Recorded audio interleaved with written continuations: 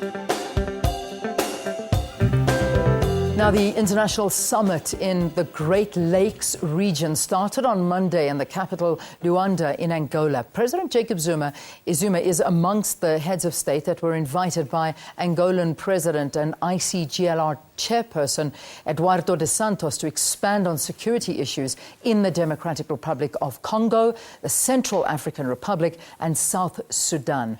SABC reporter and journalist is traveling with President Jacob Zuma. Tshepo Ikaneng, he joins us now on the line from Luanda. Tshepo, good morning to you. Thanks for chatting to us here on the program.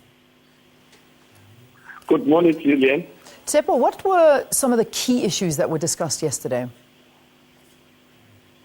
Basically, Burundi was the main issue of discussion by the leaders, given the fact that that Burundi is part of the SADC and the Great Lakes. So there's been fears that the political instability in that country could spill over and destabilize other neighboring countries.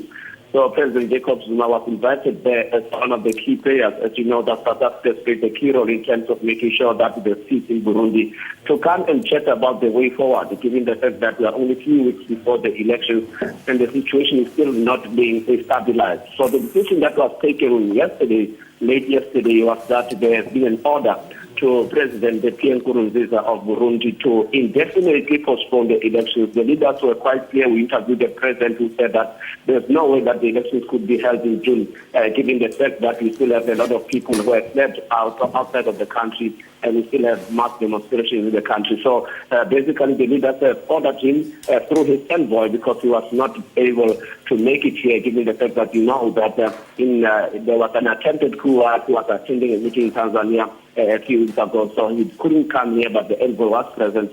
So the decision is that we should indefinitely postpone those elections planned for June. All right. Now, the situation in Burundi it really does appear to be tense, especially after the attempted coup. What are the developments? Just update us there.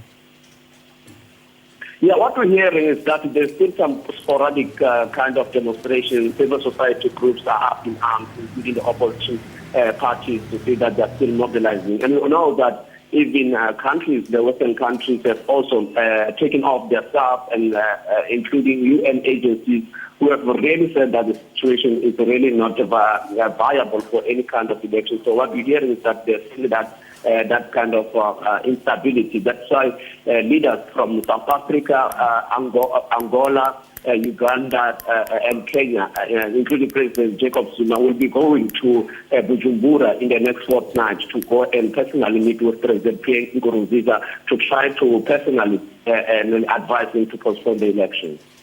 Yeah, there've been a fleet of refugees that have actually fled the country. What are the challenges being experienced by some of the neighboring states, as well as the displaced? I mean, the numbers that we get in there is about close to 150,000 have fled Burundi, and this is a critical number given the fact that we know that Burundi is a small population. And what the leaders were concerned about is that most of the people who have fled are basically people who have the right to vote. So that's why they said they need to be let back into the country. The most country that has been affected is the neighboring Rwanda, and Rwanda, as you are well aware, is also having lots of refugees coming from the countries like the DRC, eastern part of the DRC, and it doesn't have that much resources to actually cater for the huge influx of people. So that's what we're hearing. But the situation, as we know, the UN has intervened to make sure that they set up camps in neighboring Rwanda to cater for those people who have fled the country. Tshepo, just finally, to close this, I mean, the story we've been leading with here on the program and in South Africa is the fact that there's been a proposal by Uhuru Kenyatta to actually postpone Burundi's elections. The implications of that? I mean, there are huge implications. I mean, we don't know. I mean, Pierre Nkurunziza has actually said that he doesn't entertain that idea. We spoke to his envoy, the ambassador to South Africa. He said he doesn't see any need to do that. But obviously, there are going to be huge implications. But from what we have seen through the communique and the interview, our engagement with President Zuma is that they are going to be making sure that they personally go and communicate so that they must avoid what is seemingly going to be an all-out civil war in that country if those elections goes on next month. All right, let's leave it there. Tshepo Ikaneng, thank you very much. I have no doubt that you'll be updating all of the news programs throughout the day, and I'm sure on Newsroom. That's up next here on SABC News. Thank you so very, very much for watching.